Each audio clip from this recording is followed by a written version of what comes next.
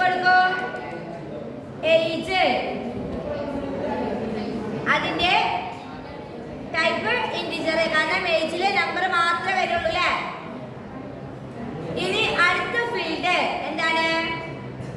Gender.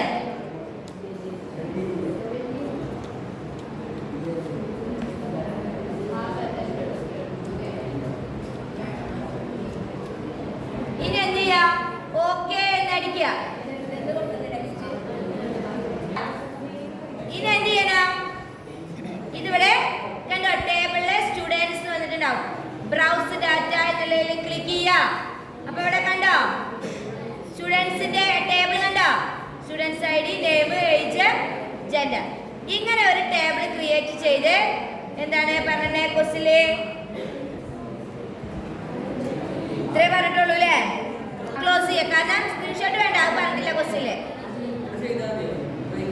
ഇതൊന്ന് minimise ചെയ്തിട്ട് നമ്മളെ എക്സാം പ്രോഡക്റ്റില് അതുണ്ടോ എന്ന് ചെക്ക് ചെയ്യാം. ഹോമിലെ എക്സാം പ്രോഡക്റ്റിലെ ഡാറ്റാബേസ് പറഞ്ഞിട്ടുണ്ടോ? ഇതാല്ലേ, കണ്ടോ?